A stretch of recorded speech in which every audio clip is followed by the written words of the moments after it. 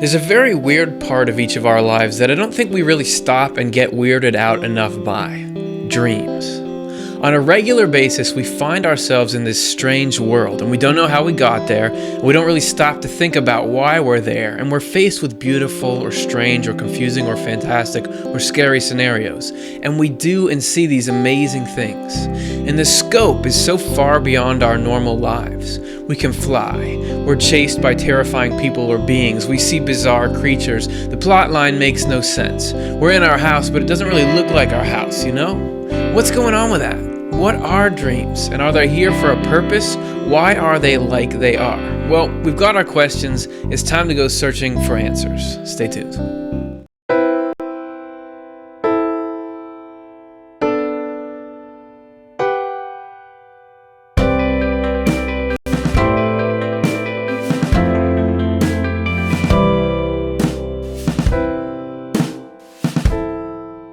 Hey everybody, welcome back to another episode of Swedenborg and Life. We're going to look at dreams today, which is cool because I had dreams last night and I sort of remember them, but I don't remember what they're about, but I sort of remember the feeling and a little bit of like a picture, or the color or the emotion of it. You know what I'm talking about?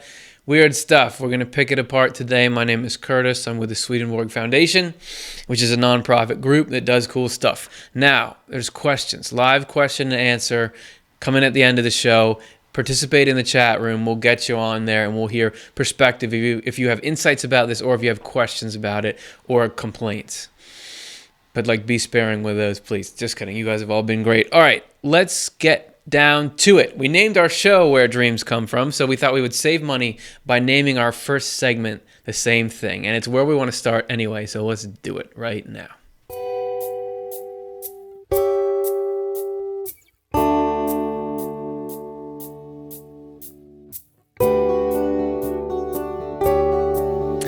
So here on this channel, the offTheLeftEye YouTube channel, this is not the first time that we've talked about the origins of dreams. Actually, we used to do this series of videos that was called the Swedenborg Minute. As you can see, now we do 60 of those in a row, which is this show. But it used to be we'd take all this stuff and condense it down to 60 seconds. So here we did a Swedenborg Minute on where dreams come from. This is it. So take a look this will be our jumping off point. So Swedenborg was just a normal guy. He was walking around doing stuff, publishing scientific findings. Then suddenly, he became viscerally aware of a spiritual world that affects everything in our lives. This included insight into the machine that creates these weird, sometimes touching, sometimes arbitrary, sometimes disturbing night trips that we call dreams. He wrote that at times the angels around him would have conversations, and that the concepts that they were talking about would show up in his dreams. But it would be tailored to him specifically, because the concepts would come to him, but they'd manifest in his dream based on how he understood them, and the things in his own memory that were related to them. For example, there was a guy that Swedenborg knew who seemed kind of superficial based on what Swedenborg had seen of him. So that night at one point, the angels were talking about superficial mindsets. So that got picked up by Swedenborg's dream brain, reminded him of that guy, and then bam, that guy showed up in his dream. Swedenborg also wrote that some dreams come from heaven and are revelatory and inspiring, while some are induced by hostile spirits that are meant to mislead or frighten you, while others are just the spiritual world randomly messing around. So randomly messing around, we end that with. Isn't that just like some teenage internet phrase? Nah, man. I mean, all the stuff in that video is directly out of Swedenborg's writings. The way it's translated is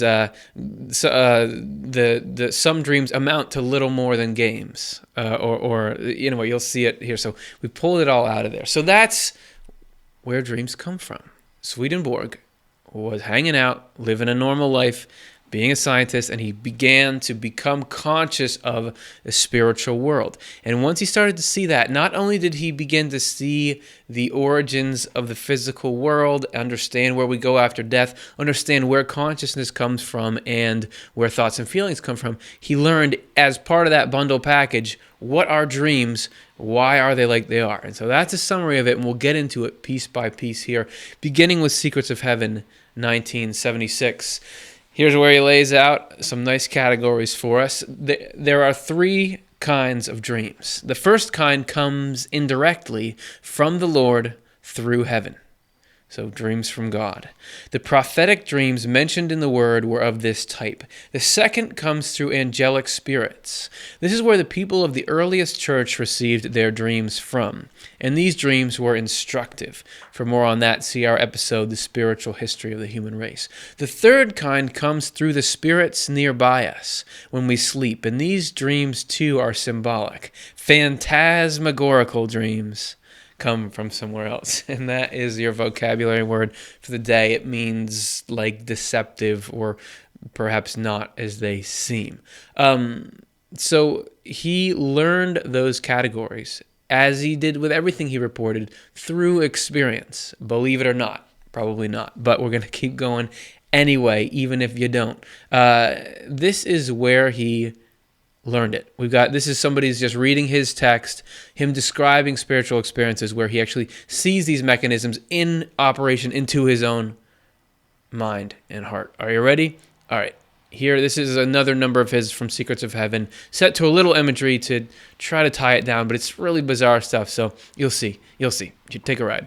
To learn positively how dreams flowed in, I was put to sleep and dreamed that a ship laden with all kinds of delicious and savory things to eat had arrived. The cargo was not in sight, but hidden. On the deck stood 2 armed guards, and a third man besides, who was captain of the vessel. The ship was pulling into a kind of covered dock. At this point I woke up and thought about the dream. Then I was addressed by angelic spirits above me, in front and to the right, who said that they had introduced the dream. To see for certain that it had come from them, I was put into a state of combined sleep and wakefulness, and they again introduced various charming and delightful sights. One was a tiny animal, unknown to me, that disappeared in a burst of dazzling black light, flying into my left eye with amazing speed. They also presented pictures of people and of children, decked out in various ways, and other things as well, with a sweetness that defies words. These, too, I discussed with them. This happened not once, but several times, and every time they taught me about it in audible words. It is angelic spirits standing at the threshold of paradise who introduce these dreams. They are also charged with the duty of watching over certain people while they sleep, to prevent evil spirits from molesting them at that time. This duty they perform with supreme pleasure, so much so that they compete for the privilege. They love to stir up in us the pleasures and delights they find when they look at our learnings and talents.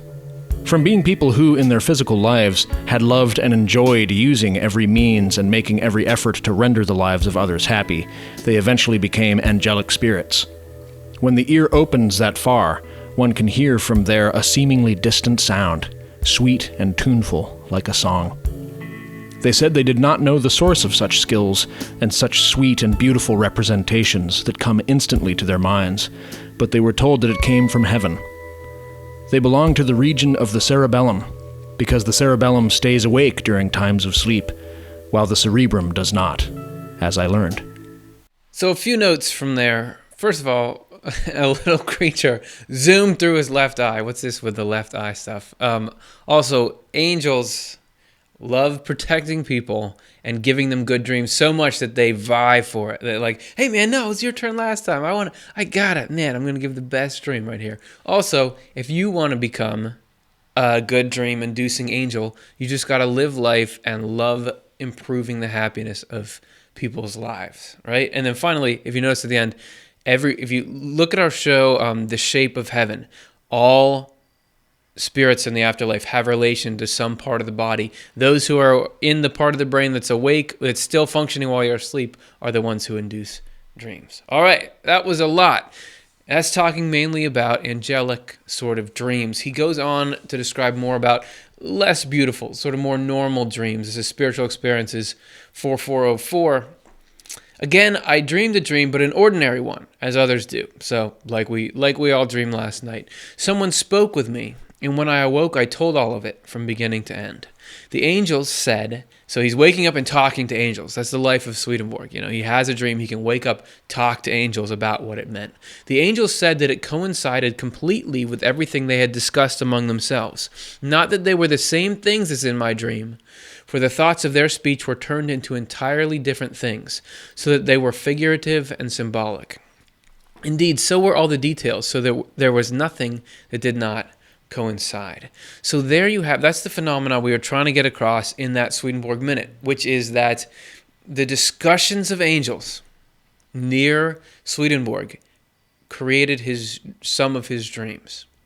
And this does not mean that if the angels are talking about something, you dream the exact thing or you hear their voices in your dream. It means that what they talk about flows into the concepts in your mind, and based on what various symbols, places, people in your life mean to you, your dream is arranged out of those things, mirroring what the angels were talking about. Is that cool enough? Is that weird enough for you? Let's get further into it. This is Spiritual Experiences 4403.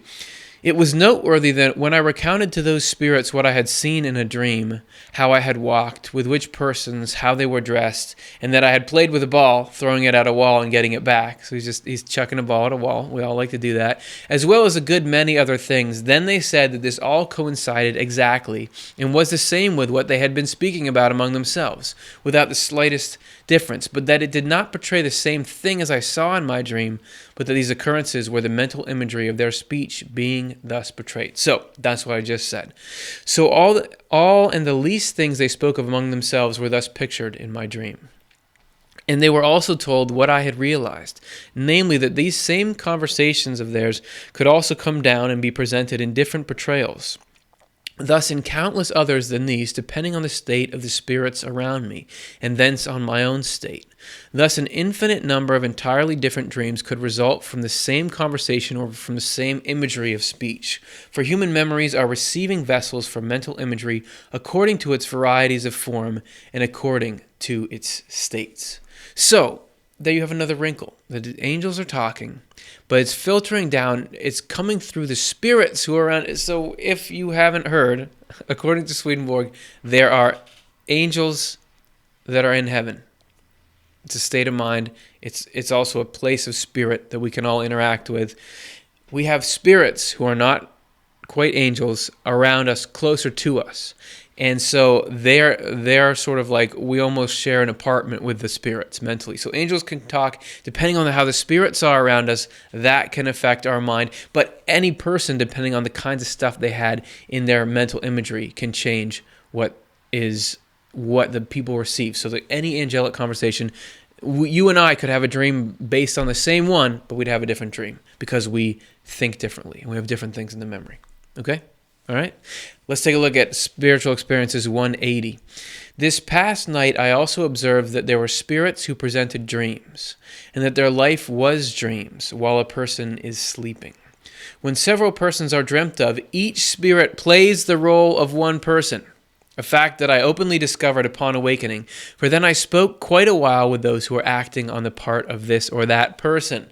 So, I'm sorry I read that so loud, but I think that is fascinating.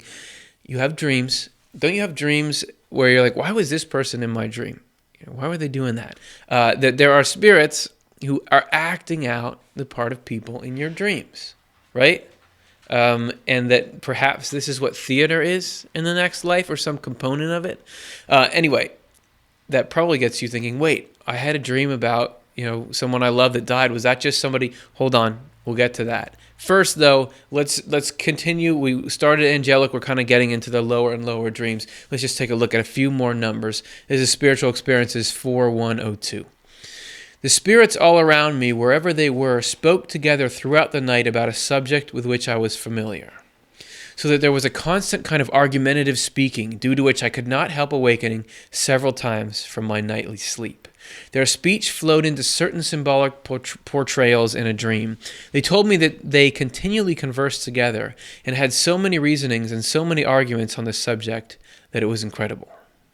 So, you have these sort of more bickering spirits that keep Swedenborg awake because their arguments are disrupting his dream mind. And then finally, SEWE 43. This is at the beginning of his spiritual experiences, why it's labeled this way. We've probably talked about it in another episode. I won't get you with the particulars.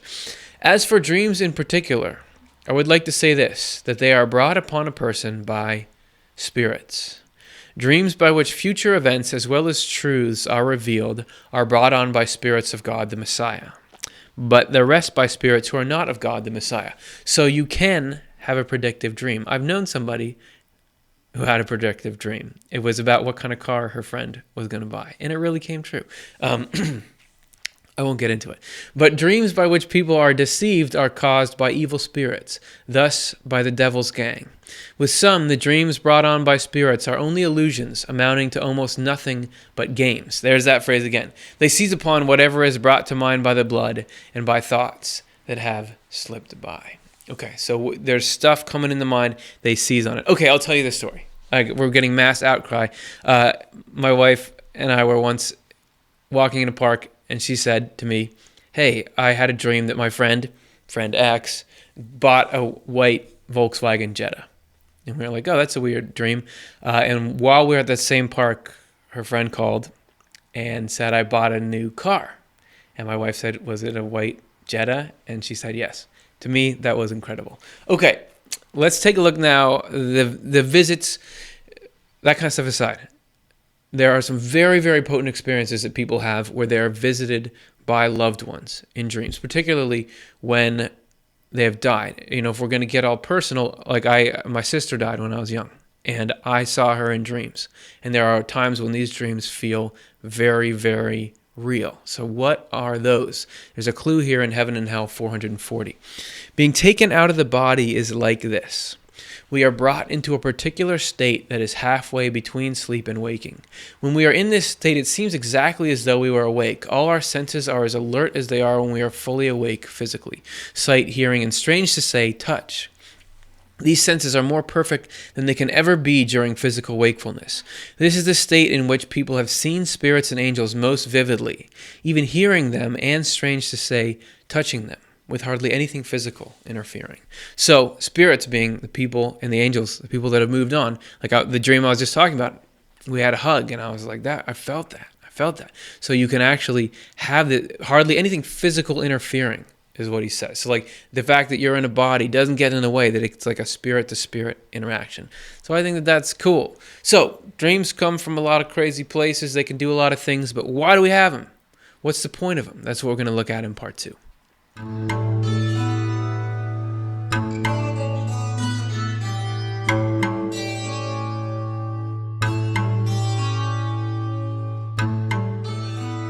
Hey, everybody. So we're definitely going to talk about uses of dreaming, and also we're going to talk about past mistakes in the past. Sometimes you do something really bad and there's no way for you to take it back. In the last section, I got one of the numbers wrong. I said the wrong one. It was on the screen. I don't know which one it was, but it was one of them. So I'm so sorry. And if you just write in your address, I'll send you $5.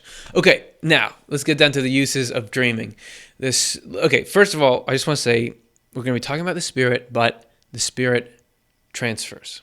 Meaning, when you're reading Swedenborg, he doesn't just feel content to say, hey man, here's what's up with dreams. He says, here's what's up with the dreams of spirits. Like he's so immersed in the other world that's the kind of stuff we get. So actually a lot of these numbers here are about people who've already died and the kinds of dreams that they have.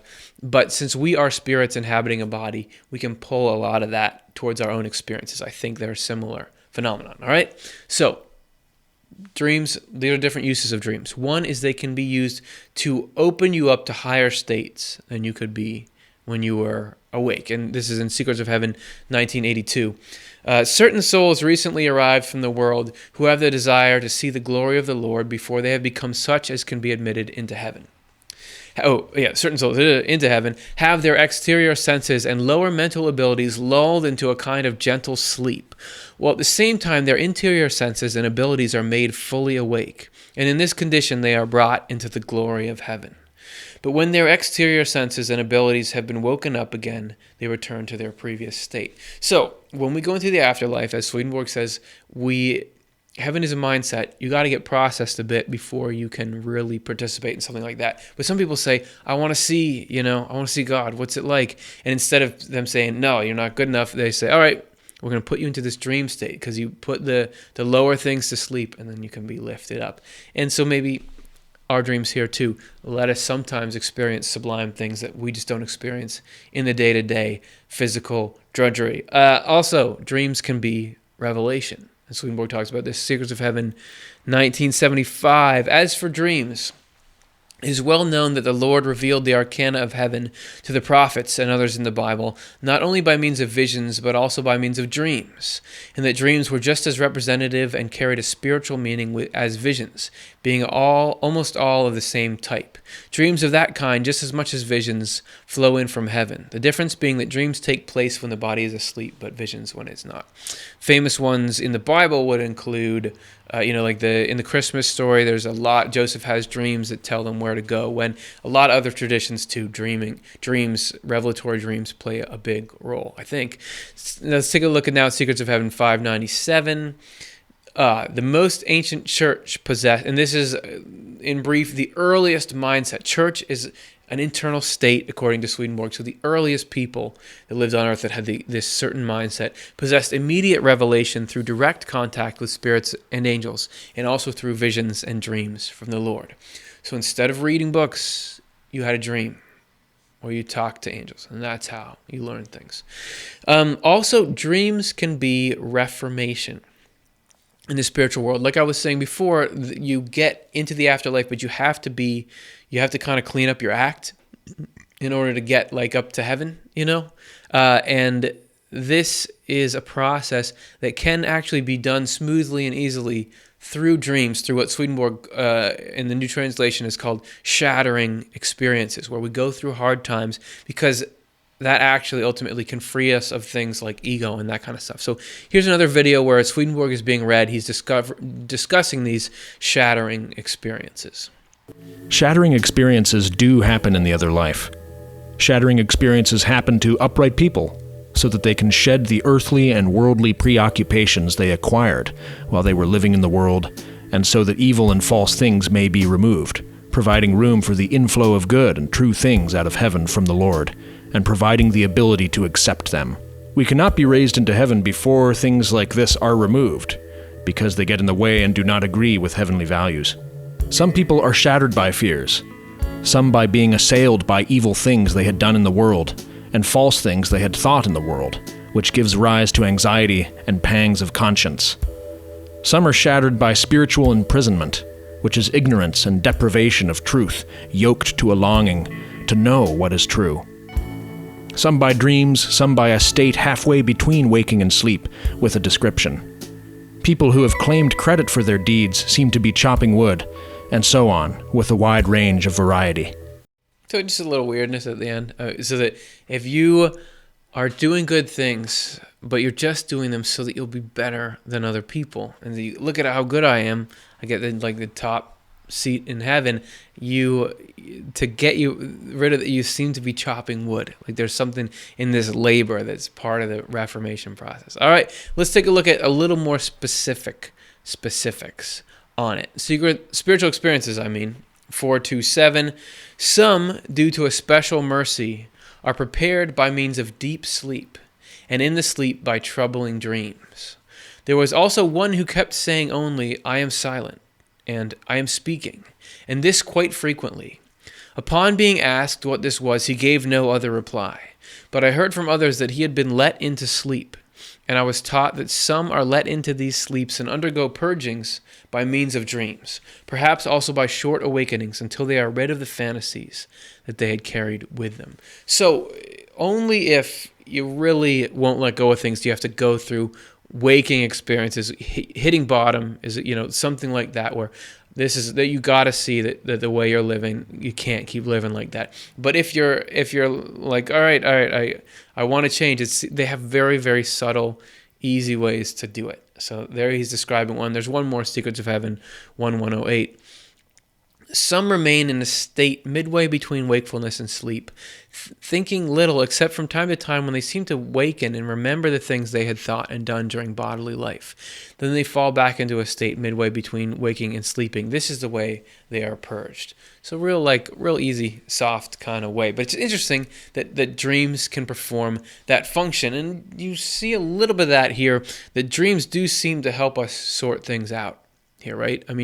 Not all the time. Sometimes they're just weird and confusing, but sometimes you can dream on a particular issue and it can almost feel like you've made progress, or you have a dream involving people you won't feel differently about them when you wake up, right? Also, there's those studies on that if we are robbed of dreams, that if they took people and woke them up right when they're getting into the REM sleep, and after a little while, this caused them to just go crazy. So dreams are doing something for us, and perhaps it's these spiritual functions. All right. So there are some uses. Let's talk now about what's going on around us as we sleep.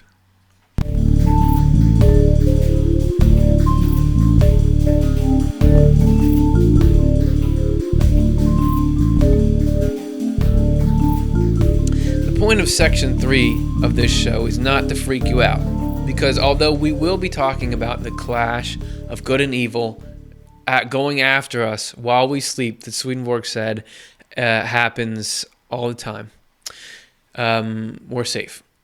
We're protected. You may have noticed you've gone to sleep many times and woken up just fine. This is just letting you know, it's sort of like, it's like, they just uncovered some plot to blow up a something. And, if you never knew that was going to happen, you'd never know what was going on. So this is kind of like there's all these plots against us, but our internal security system is so good that we're okay. All right? Here's Swedenborg describing some of this battle for us. What evil spirits want more than anything else, what they burn to do, is to attack and harass us as we sleep. But that is a time when the Lord guards us with special care. Love does not sleep. Sirens, who are witches deep down, are the main ones to attack us by stealth during the night. They try to flood into our deeper thoughts and feelings, but angels from the Lord always stop them, and eventually they are frightened off by terribly severe punishments. The sirens have also talked to various people by night, exactly as though they were speaking for me, imitating my speech so perfectly that it could not be distinguished from mine, making foul suggestions and persuading their victims of lies. One time I had the pleasantest possible night of sleep, filled entirely with sweet peace. When I woke up, certain good spirits started to castigate me for molesting them. They cast blame on me for treating them so horribly that, in their words, they thought they had been in hell. I know nothing at all about it, I answered. I was sleeping very peacefully, so I could not have bothered you in any way. Dumbfounded at this, they finally perceived that the sirens had done it by their sorceries. The same demonstration was repeated later to teach me what that mob of sirens was like. So you hear them describe sirens. They're S-I-R-E-N-S. And there's a lot about this. So these are these particularly bad kind of evil spirits that go after them. We could do a whole show called The Adventures with Sirens or something like that. The point is, there's this attack after us while we're asleep from hell. This is the world Swedenborg says he found once his eyes were opened. But as you may have heard in there, I love that line, we're protected for love does not sleep. And that we are actually protected more. And that if anyone does try to mess with us when they're asleep, that's like, when you're in a speeding, like a construction zone, fines are doubled when you speed there. So if you attack someone who's sleeping, the punishment is twice as bad. So he describes that there. And did you catch that that evil spirits were impersonating Swedenborg, messing with other spirits, and so those spirits were like, "Hey, why'd you mess with us?" And he's like, "That wasn't me, that was them." There's this whole complex world going on there that maybe we're not aware of. So let's get aware of it. All right, we're going to look now at the clash between heaven and hell. Those are actual photos of heaven and hell that we have there on this side. So we have 3 examples of us being the little earth in the middle. Let's take a look at the first one here now that Swedenborg describes in Spiritual Experiences 228. I had a dream from which I awoke again and again, for evil spirits were attacking me from everywhere to the point where I was unable to continue sleeping. After a number of awakenings, when I was finally fully awake, I was being shaken throughout my whole body, and I plainly saw a kind of column surrounding me. I was able to perceive it by sense. As I was waiting to find out what would come of this, I judged that I was being defended in this way from evil spirits. I could feel that tangible column becoming successively larger. So here you have those elements of evil attacking, heaven defending, and here through some kind of column around him. All right, so there's number 1. Now let's go back to our chart. Look which one is selected. Can you believe we could do that with a computer? Number 2, coming up. This is also from Spiritual Experiences 3184. So Spiritual Experiences, I mean, this is like, there's a lot of dream stuff in there. This is sort of his raw data on the whole thing. Oh, and something about the Journal of Spiritual Experiences, it has confusing, strange language in it, and this is the prime example of that. Here we go.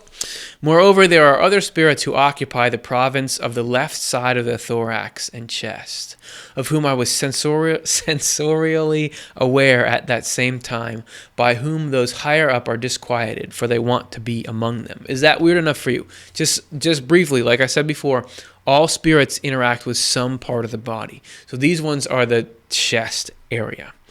But because they are envious and desirous of taking possession, they are not allowed any higher than the upper ribs.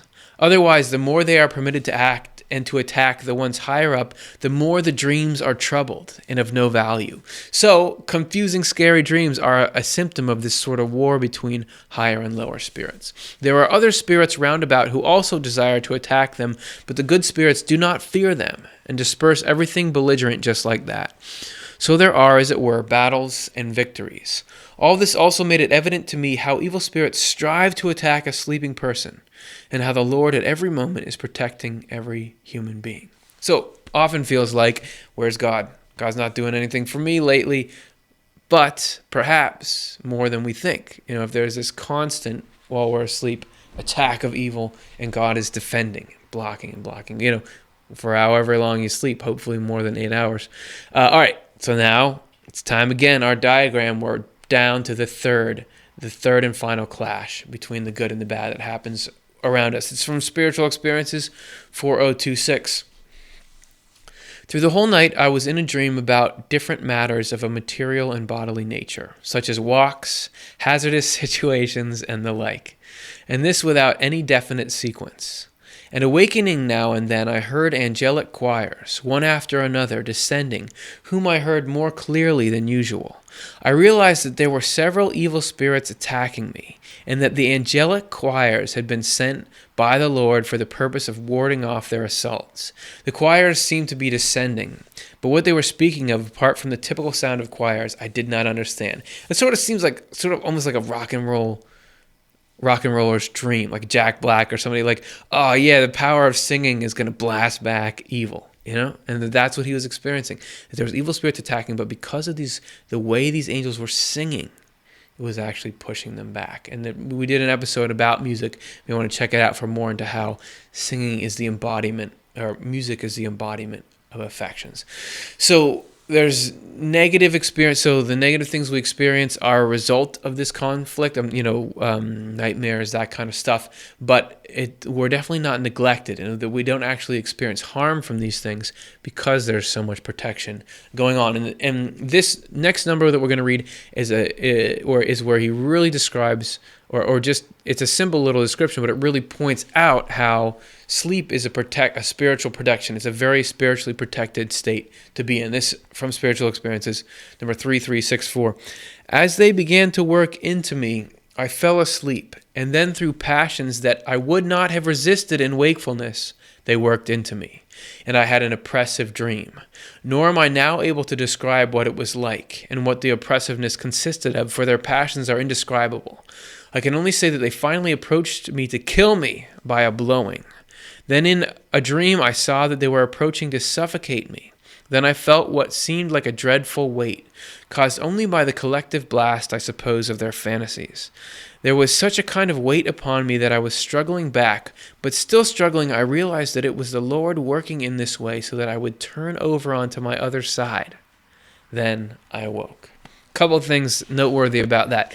Initially, he says that there's this evil presence coming at him, and they were going to attack him in ways that if he was awake, he couldn't have resisted. But because he was asleep, he experienced these like disturbing things, but he wasn't harmed.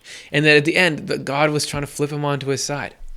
He was trying to say, wait, turn over, you'll wake up, this will be over, right? All right? And another interesting feature of that is that he's describing an oppressive weight on his chest. He couldn't move. He seems to be describing what is often called now sleep paralysis, or something very similar to it. And I actually get a lot of questions about sleep paralysis on this YouTube channel. So Swedenborg doesn't really talk about it much in detail, so I thought I would get a current dream researcher to tell us a little bit about it. So this guy is cool. His name is Ryan Hurd. He's first going to explain the nature of sleep paralysis. Sleep paralysis is a surprisingly common sleep symptom that comes when you're waking up from sleep or falling back into sleep. Have you ever woken up in the middle of the night and realized you can't move? And you try to struggle with it, and it feels like something or someone is holding you down. You try to scream, you can't make a sound. With that comes terrified feelings of fear. I mean, sometimes it's so intense, people call it death anxiety. That is the classic occurrence of sleep paralysis. Now, that's a medical term, but what comes with it is a lot of very interesting visions or hallucinations or dreams, depends on who you're talking to, the way that they might describe that come along with those feelings of sleep paralysis. Now, it does have a biological origin. What's going on is you're waking up out of REM sleep, and when you're in REM sleep, your body is paralyzed. Basically, all of your skeletal muscles are slack. This is to prevent us from acting out our dreams and like swashbuckling, pirates and whatnot, and actually hitting our sleep partners. So this is, sort of the evolutionary function of REM paralysis. So in sleep paralysis, what's going on is that paralysis is continuing, and it's happening while the mind has woken up. While your eyes might be open, you can see what's going on in your room, and you're overlaying your dreams on top of that reality. So it's a mismatch of waking and dreaming. That's what makes it so interesting and so difficult to discern what's going on. The one thing that people often say is that it was not a dream. It feels absolutely realer than real. It feels as if you're awake, and yet you're having a vision at the same time. This causes a lot of fear and confusion, and it just sort of all rolls into it. Now, what happens with the visions is where it kind of gets very interesting, because lots of people experience the same thing all around the world. And if you look through the history books throughout history and in indigenous cultures around the world too, and that is feeling a sensed presence in the room. Something or someone is in the room, and often this person or presence means you harm. That's the feeling. It comes with fear. It's often felt at the threshold of a doorway. And then there's the visual hallucinations, in which they actually can see someone at the doorway. Sometimes it's just a misty figure or a shadowy figure, and sometimes it's a fully realized, entity. It could be a person, a mythological creature, a supernatural being, an angel, a beast. There's all these different kinds of, shapes and morphs to who shows up in these sleep paralysis visions. The sort of the fully formed sleep paralysis nightmare is when that encounter gets physical, in which the entity can actually molest the dreamer, sit on the dreamer's chest. Sexual molestation is known to happen, as well as just being throttled. And there's names throughout history for all of this stuff. Pygmalion, the throttler, Pan figures even in the Greek tradition were associated with sleep paralysis. In which case, the Pan figure is coming to sexually molest the dreamer. The succubus, the incubus, these are all sort of terms that have come through the ages. But people still experience it today. And they don't experience Pan, they don't necessarily even experience an incubus figure, but they describe it as a demon or an alien, or simply a beast or a vampire. So what this tells me is that there's so much cultural variation laid on top of a very similar phenomena, that we have something that's happening that's neurological, as well as something that's happening that's deeply psycho-spiritual, in which our own beliefs, our own interpretations, our own culture also play a role in the way that this entity communicates with us. So this phenomenon is occurring throughout history all around the world, where you're stuck in scary beings scary supernatural beings are coming at you. Is this a little bit of that war that Swedenborg is talking about seeping through into the conscious mind? So either way, if you have it, you probably don't want it. What do you do about it? I asked Ryan, did he have any practical tips, anything to help if someone's suffering from sleep paralysis? This is what he had to say. So I have a holistic sleep science approach to sleep paralysis, which basically values the biology of what's happening, as well as the psychological meaning and possibly the spiritual significance. Your own beliefs play a role as much as the biology of the REM paralysis itself. But the number one thing I tell people who are beginning to have these episodes out of the blue is that you're not going to be harmed, you can't be hurt, and you can actually get out of it in the moment using a couple of techniques. The number one technique is to try to move your finger or to try to blink your eyes. There's just something about the eruption of those little pieces that if you can manage some movement, the rest of your body will break through the paralysis and you can wake up. Splash cold water on your face, maybe put on some comforting music, and go back to bed. And that's important because these things actually do happen repetitively when you're anxious. So if you stay up all night to avoid sleep paralysis, what you're actually doing is inviting it more. Sleep paralysis can also be managed. A lot of people have it because it's a symptom of another sleep issue, such as narcolepsy or sleep apnea, or another sleep condition, such as diabetes. Anything that disrupts the sleep basically can make sleep paralysis happen if you're prone to it. It has a genetic component. People talk about how it's kind of in the family culture. You know, their mothers and their grandmothers have had it, but we really don't know yet quite. It hasn't been isolated exactly what is that gene expression, if there is one. However, you can manage it if you're having sleep paralysis just, occasionally. It tends, in that case, to come during times of stress and anxiety. And also, from a psycho-spiritual perspective, it comes in times of crisis of faith. And we really see this in the anthropology literature. When there's an individual who is at a crossroads, or they're at a cultural crossroads where they have two belief systems kind of coming together, they feel out in the open psycho-spiritually. And this is what happens. This is when the entities come and do them harm. And it's a very terrifying nightmare experience. And again, it feels so real that you wake up and you're like, that was not just a nightmare, that was a visitation. And it's very difficult to shake those feelings. So if you're having sleep paralysis coming intermittently, paying attention to your sleep hygiene is the most important thing you can do. Essentially, get more sleep, get better sleep with less interruptions, and watch for those triggers that disturb sleep, such as caffeine intake after 3 p.m. or too much alcohol in the evenings. And if it's a stressful time of life, that means that maybe, it's time for some new stress management techniques in your life, which of course can involve, a bath before bed, lavender in the bath salts, music, prayer, contemplation, meditation, all these kind of classic relaxation responses are great for going to sleep easier and for reducing sleep paralysis incidences in the moment. So you notice that there are physical things you can do. If you're having problems with your dream health, check out his website. More, it's in the description.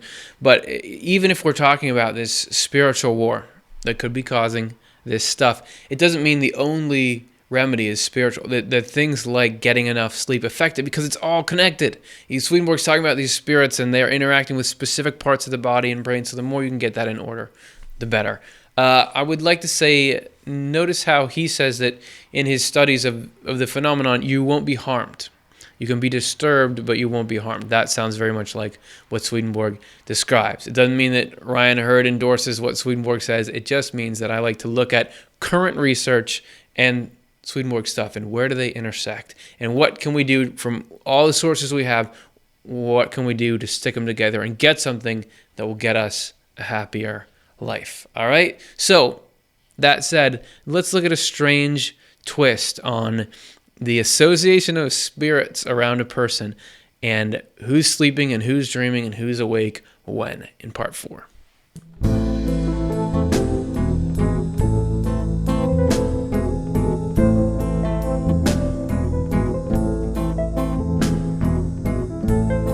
So So we formed this segment because in researching this subject, we came across this sort of series of quotes from Swedenborg that describe this particular phenomenon related to the spirits around a person and how they and the person sort of swap positions in dreaming. Okay, so let's take a look first at a diagram, a world-class diagram.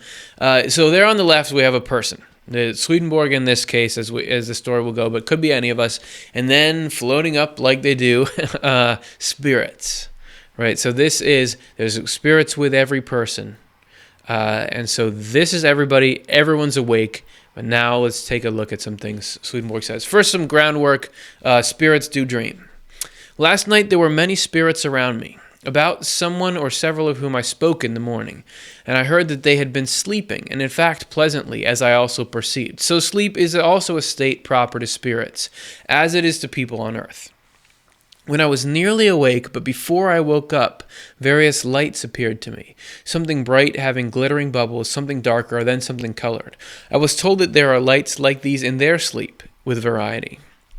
And I also realized that they too had dreams, and pleasant ones, without my having had dreams at the same time.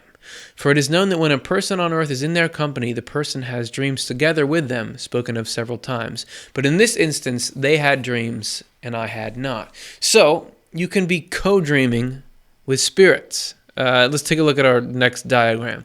In this particular case, though, as you see, this is how these diagrams are going to work. Everyone's asleep.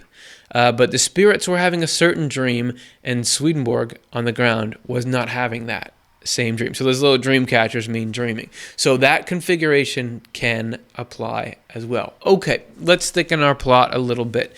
This is from Spiritual Experiences 3792. Certain ones imagined in their sleep that they were about to attack me. They were also dreaming, just as I was, that they were besieging a certain castle. So everyone's dreaming together at this point. After the capture of which they were going to attack me, I had woken up in the dream, speaking with those who imagined they were awake, talking about the castle they were besieging, and saying that they would seize me next and tear me to pieces. They imagined that at that time they had been fully awake, as I clearly learned from them, but I told them that they were dreaming, which they would hardly acknowledge, still speaking as though it had really happened. At length, I think, they acknowledged that they had been dreaming. This is what the life of such spirits is like, namely, that while enveloped in dream, they suppose they are awake and have such fantasies. So, next diagram. Couple things. First of all, spirits, when they're dreaming, it's hard for them to tell the difference. But this is... all these guys were sharing a dream, but Swedenborg, on the left there, could wake up and talk to them while they were still dreaming, and they're sort of sleep talking back to him, and he could no, you're not actually going to attack me. Oh, what? Really? We're not? All right, so that's another configuration. But then we kind of flip things here. Spiritual Experiences 664. I wakened during a dream, and there appeared to me a spirit who still continued the dream, okay? I could thence observe the state of spirits in dreams, which is scarcely different from that of man, for the exterior or corporeal things which remain in the spirit are quiescent, like the corporeal things of man in sleep, as I manifestly perceived, for this spirit could pay attention to nothing whatever except that which was then being turned over in his animus. He was talking as though he did not know that he was talking. His externals were asleep, his internals were thus in a dream. So spirits in this dream state like we are. But listen to this next one, Spiritual Experiences 164. This is where it sort of describes that when we are sleeping, they are awake, and when we are awake... Anyway, you'll see. I have sometimes pondered what the state of spirits was like when they are together with a person living an everyday life. For even I have doubted at times that there were spirits and angels around people as they are with me, for the simple reason that I did not sense them, being persuaded also by the commonplace reason that I did not see them. And indeed, I noticed that usually their state when left to themselves, as they are when the person they are with is sleeping, was dreamlike in various ways, whereas when the person was awake, it altered, but still differing entirely from their state when with me spoken of elsewhere.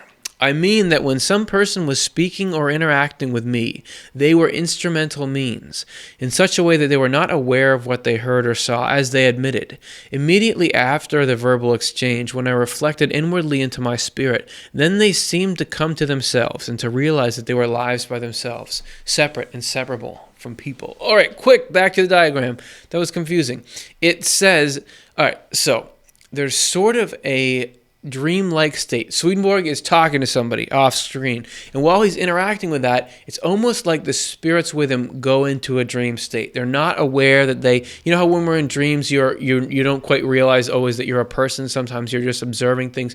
They're what he calls instrumental means, so they're like facilitating the interaction, not fully aware. But when he turned and began to just contemplate to himself, they all realized, oh wait, we're spirits. We are these beings, and they started to come to themselves.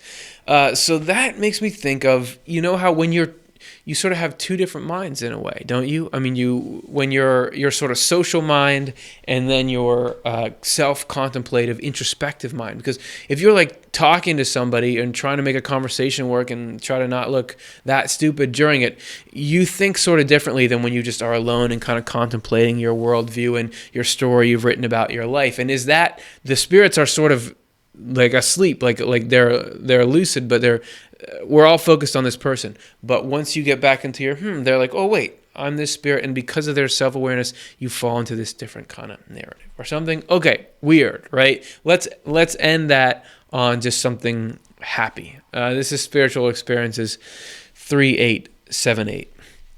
There was a certain one above my head who spoke with me, and from his tone I could tell that he was in a state of sleep, who spoke with me, and in fact, not as if he were asleep, asking this or that, and indeed as those who are awake, with such prudence that when awake he could not have spoken more prudently, so that nothing was anything like a dream except the tone. I realized that good inward angels were speaking through him, and that in that state he was understanding and expressing what they said. I asked him about that state of mind, and told him that he was in such a state that he does not speak anything but what is good and true, and realizes if it is other than good and true, in which case he does not entertain it or utter it. So in that state he was like one awake, but since he was in a sleeping state, he told me that this is a peaceful state. I felt his delight in it from the fact that I love to be in a like state, for then one is free from every care and worry about things of the future. In this manner people also perform uses.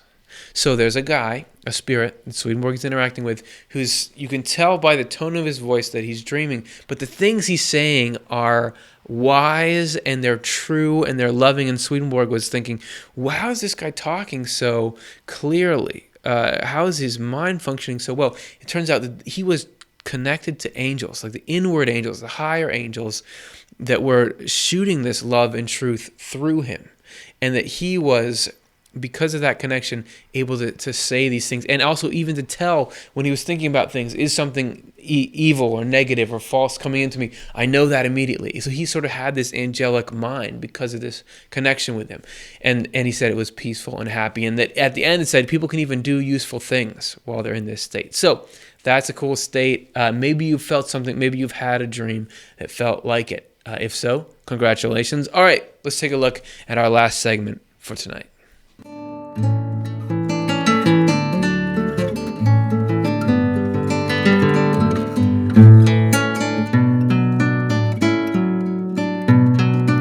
So that title, Dreams of a Spirit Seer, warrants a little tangent here. That is the title of a book written by Emanuel Kant.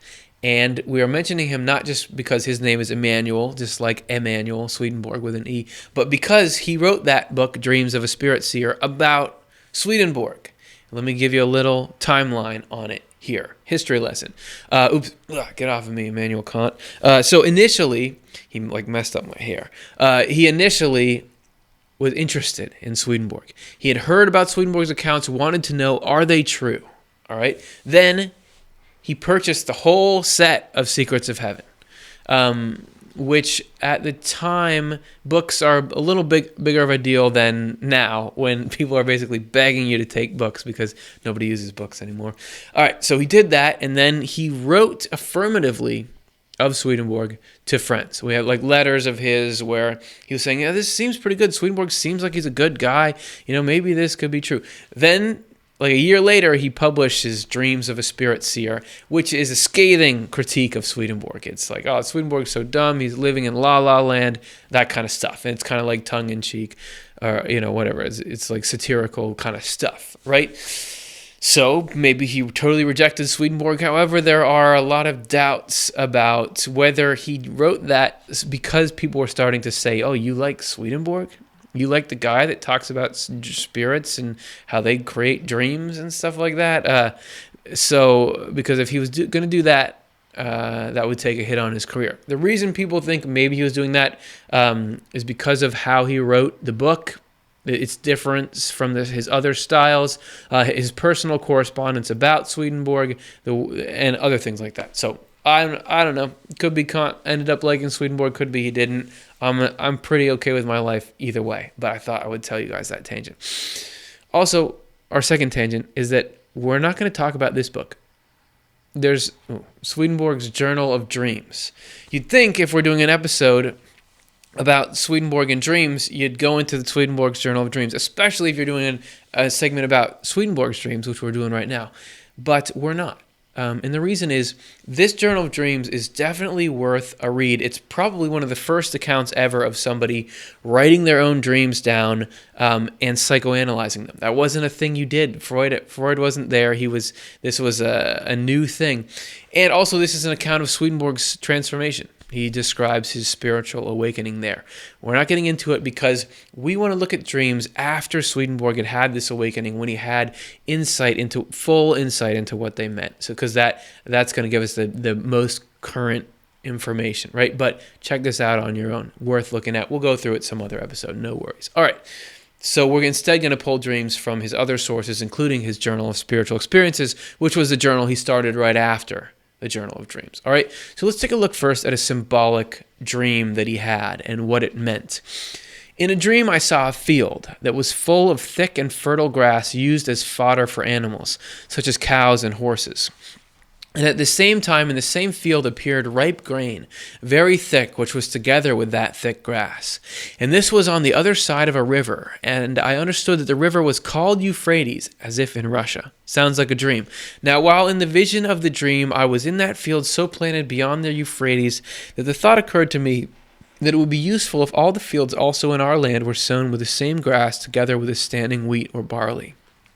But in the dream I received the reply that if this were done in our land, on this side of the Euphrates, the land would be destroyed. Well, it would not in that land across the Euphrates. I saw still more things in the dream that I do not remember, which is just what you say if you're describing a dream. There was more, but I don't remember it. When I woke up, I was thinking, what was the meaning of these things? Finally, it opened to me, namely, that the land across the Euphrates are those who are absorbed in natural and philosophical truths, and want thereby to be confirmed in spiritual and heavenly ones, and otherwise cannot believe, for they are absorbed in them, and think in this fashion. Such thoughts are that prolific grass, in which wheat and barley were springing up in such great abundance that the grass hardly appeared. And it opened up to me that in the land which is across the Euphrates, it is useful. But in the lands that are on this side of the Euphrates, namely with those who do not care for those things, and nevertheless believe, and even love them, such grass or hay for their cattle, namely philosophical and natural truths, is not useful, but would destroy their land, that is, their minds and thoughts. These interpretations are from heaven. They're what? Okay, a diagram was sorted out for us. These two different fields that Swedenborg saw were two different mindsets of human beings. It all came back to the human mind. These are correspondences. The mindset A is people who are looking for physical proof of spiritual things, and they had this barley and grain and grass. And mindset B is less concerned with proof. They're still interested, but they believe in spiritual things, not contingently on physical things. And so the grass that's in the mindset A were these continual thoughts of needing proof, and that actually could spring up in people of that mindset with their wheat and barley, meaning good things could come out of their life even if they spent their time kind of testing things and needing that. But with the other group, of which Swedenborg was a part, who obviously Swedenborg was very interested in science and physical things, but it wasn't the basis of his mindset. To have those blades of grass, all those constant, wait, I need to prove this physically, come up, that would actually destroy the mindset that he had cultivated. So that's the thought there, okay? So that's what Swedenborg was able to discern from heaven about the meaning of that dream.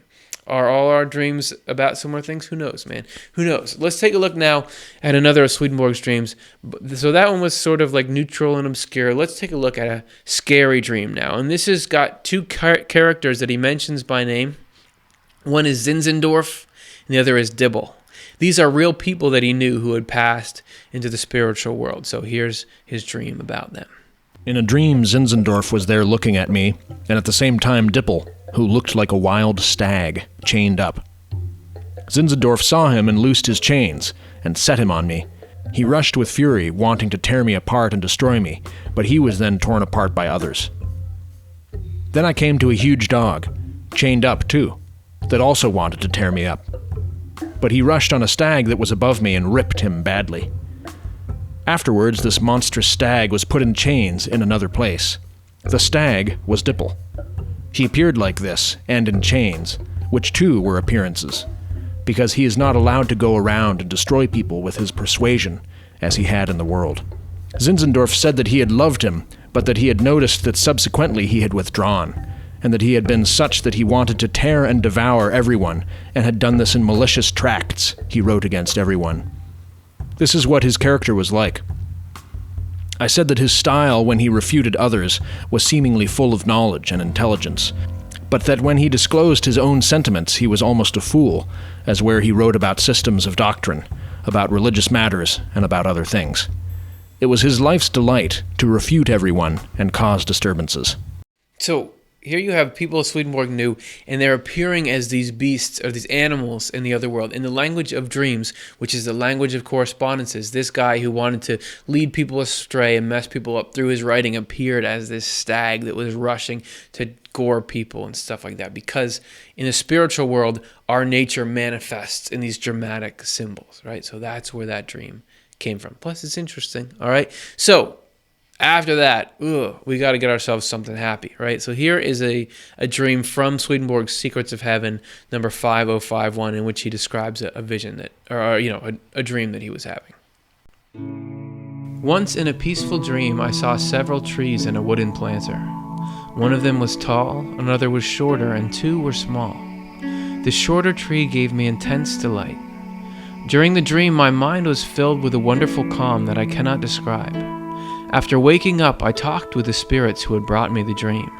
They were angelic spirits, and they told me that what I had seen symbolized marriage love.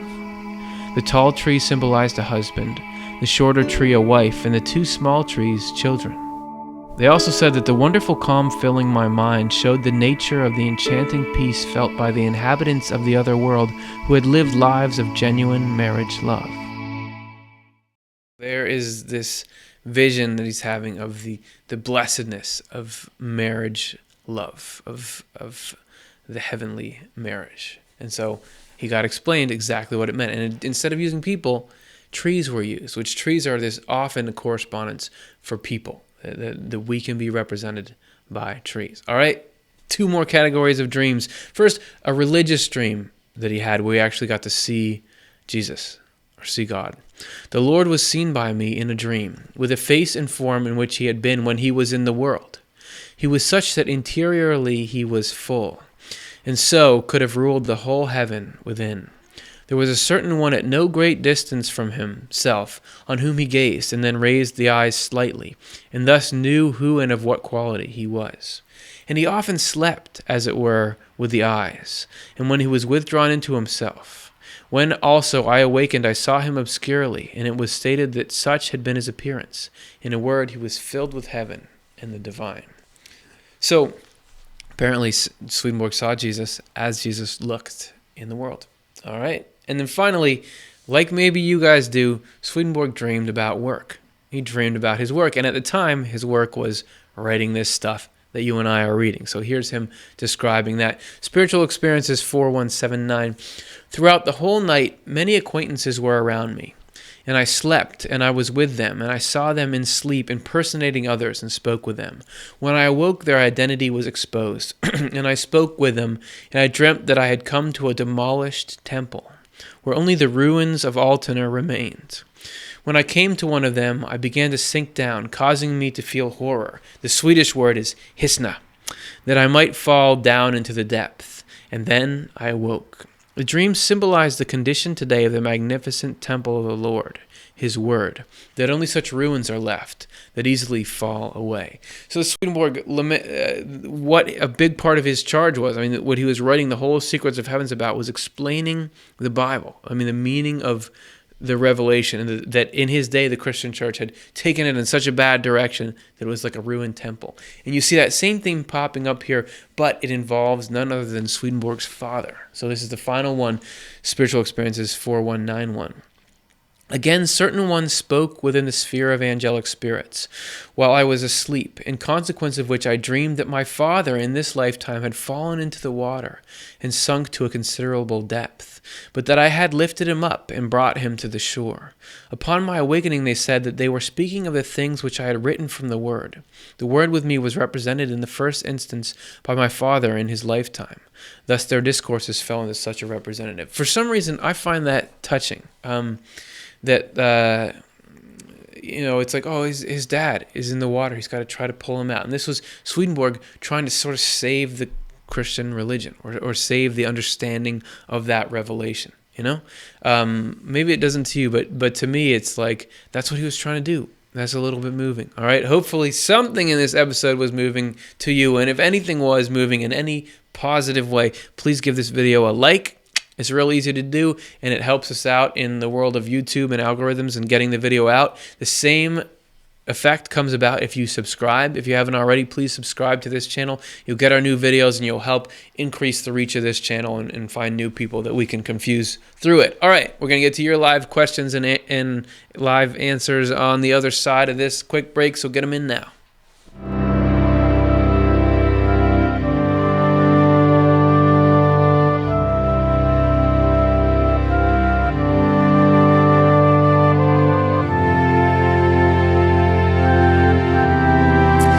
So you guys did a great job because there's a ton of questions. We may or may not be able to get to them all, but we're going to get to some of them right now. I really appreciate your participation in it. It's really awesome, and I'll do my best to fumble through this. Let's take a look at the first one. What is consciousness, Sid? Oh, an easy one to start. So when I was just on a little trip, and while I was driving, I was listening to a podcast with my wife, and that podcast was called TED Radio Hour. I don't know if you guys have heard of it, but there was one or two we listened to that was all about what is consciousness, so they didn't really know. All these scientist guys that are trying to figure it out, but the hard problem of consciousness. So how could I presume to sidestep all that and say I know what consciousness is? And there wasn't the same kind of what is consciousness conundrum in Swedenborg's day, so he doesn't do a lot of addressing it. I do know that he says that our life and our ability to perceive and sense things comes from the Lord. Right, this is something that is not intrinsic to us, so wouldn't even be intrinsic to the biological structure of a human being. This is a constant flowing in. With it, our shape is the receiver of that, but the ability to do that, to perceive and be conscious, this is a divine inflow. So, as a semi-lame answer, it's God. In some way, God is giving us this ability. I don't know, man. That's the best I can do because I don't want to make TED Radio Hour mad. Okay, let's take a look at the next one. This is River Flow. Are there angels living on earth? I work a lot with children, and they say that I'm so kind, affectionate, and caring. Where do you think this comes from? Well, man, there are angels on earth, meaning what Swedenborg uses to describe the mindset, or to describe angels, is he says that it's a person who has been reborn, meaning doesn't care about themselves more than other people, actually cares about the common good, lives a life of love. That we can be angels in our bodies. Our minds can be with heaven, in tune with heaven, while we're living in the world. He says that is something that can happen. So if we push away what's bad, bring in what's good, we can be angels, man. And if the kids think you are, maybe you are. Also, people will talk about having experiences where they see angels do things. That could well happen. I don't know if Swedenborg never mentions like an angel actually like living a whole life on earth, but maybe there's these dip-ins for all kinds of help. So we can be the angels, though. We can do it, and we can actually, like that person in the dream that was described, have the angels coming out of your mouth. if you really get in a good groove. All right, let's take a look at the next one. This is Cherisha. What about when you can't sleep? Can spirits or angels speak to you clearer in reality, since reality starts feeling like a dream after being sleep deprived for a couple days? Oh man, I know I've not slept for one night. I don't think I've ever not slept for 2 full nights in a row. So I can't say I know anything about that from experience, although you certainly will hear about people getting what are called hallucinations and that kind of thing.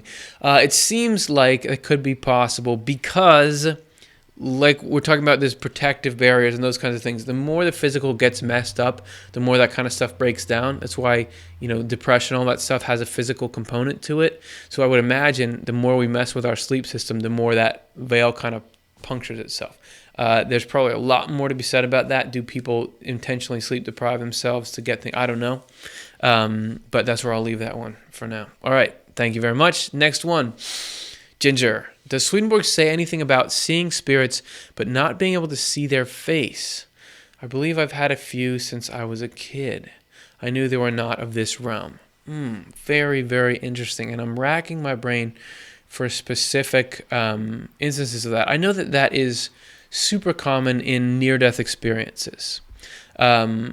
That they'll see being, I knew it was a being, but it was so much light that I couldn't. There's a lot of descriptions of sort of anonymous beings that way. And Swedenborg will describe angels, like higher angels, that he had a hard time perceiving or had to speak through intermediate spirits. I don't know if I know of that specific imagery, but just because I can't remember whether or not something is in Swedenborg doesn't mean it's not happening. I mean, it could very well be that, that is some kind of, that you have to have spiritual eyes open for that, and something about not having a focus yet, especially if you were young. It seems like it could definitely work. The answer is I don't know if he says that or not, but if I find something, I'll let you know. All right? So, thank you very much.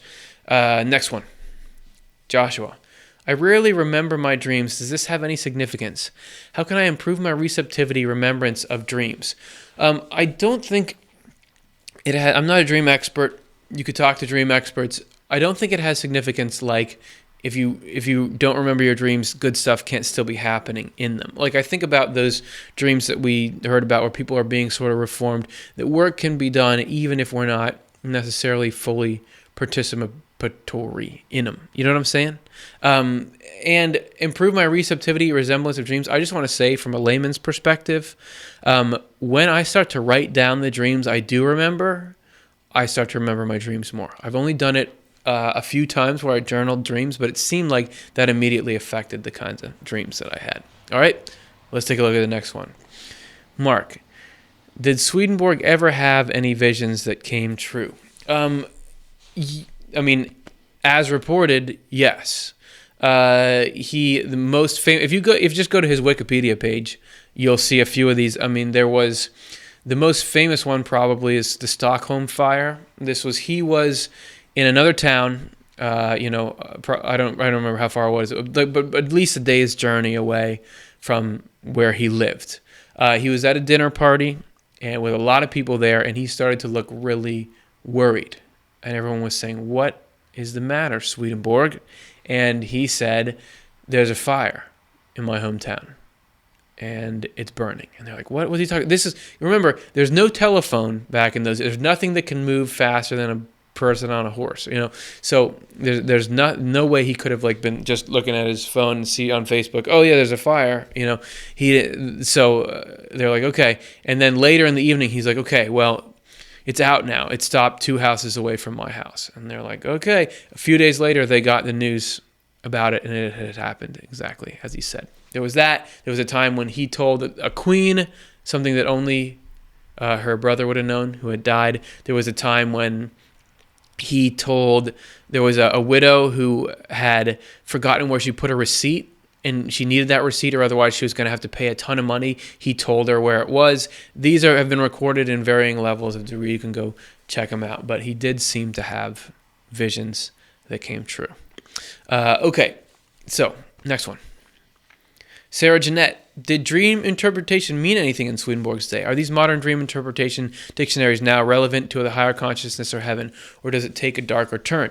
So yeah, what I was saying is that no, at the time of Swedenborg, there wasn't a practice, I believe. Man, it's so funny that I'm up here answering these questions because I'm not an expert in this, I'm not an expert in that, I'm not really an expert in anything. But I will say that from what I believe I've studied about it, there wasn't widespread or even any dream interpretation system when Swedenborg was doing that. It's part of why it was remarkable that he sort of analyzed his own dreams.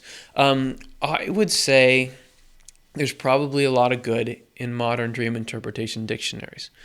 It doesn't mean that it's all correct, that the symbolism there is all correct. But I generally think if there really is this truth about how dreams are, it didn't just come through Swedenborg. It's got to be seeping in through other areas.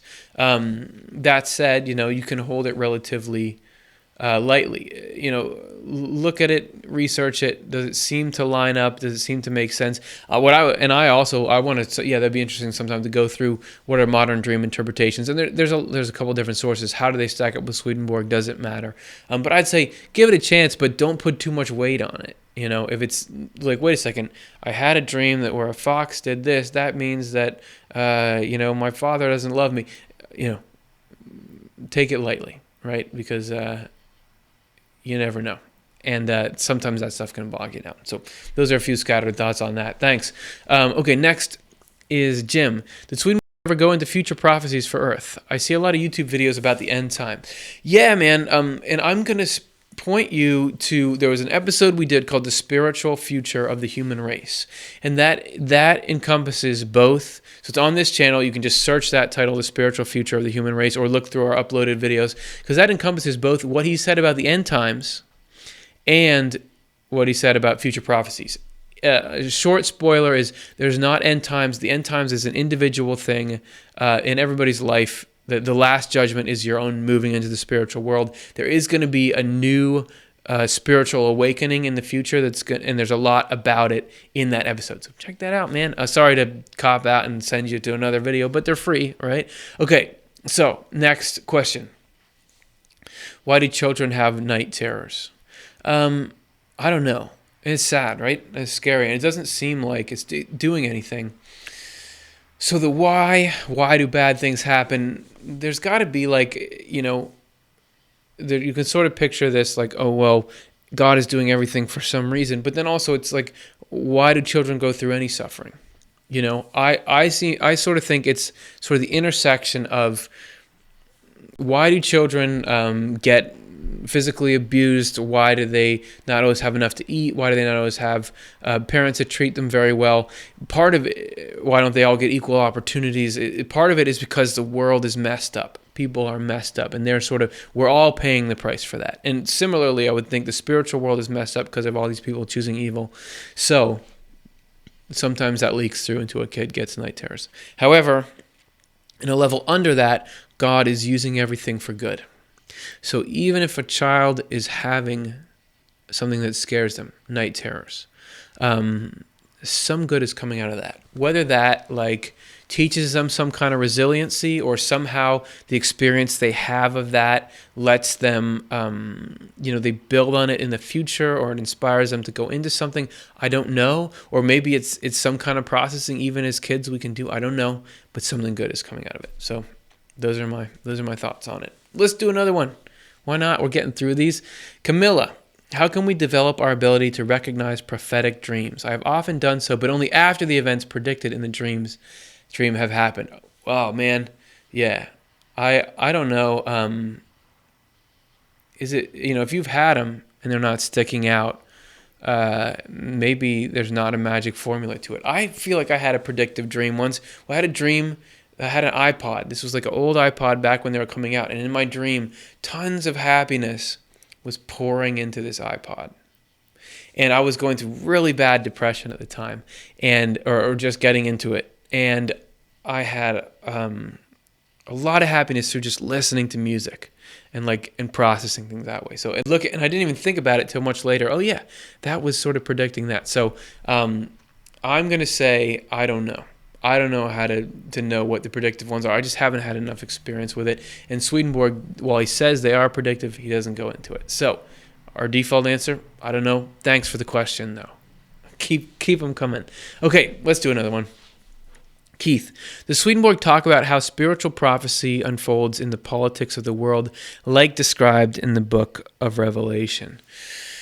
Well, he doesn't. He talks about how it has unfolded. He makes some very interesting, provocative statements, like that all these prophecies that kingdoms in the world, which would now call countries, they do symbolize spiritual things, and that all the interactions between countries has a spiritual origin, and that he said that's why in the Bible, in Revelation, all these countries are mentioned, because they were symbols for these spiritual things. And he says that in his day, where Christianity had kind of moved to Europe, the European countries symbolized those things, but he didn't say which ones did which. So other than that, he doesn't go into specifics a lot. But overall, his work on the book of Revelation, a lot of that we explain is about this new spiritual era that's coming in. We talk about that in our episode,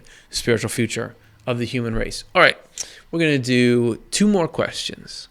And this is the first one. Sherry, do you think dreams can be controlled by an outside source on Earth?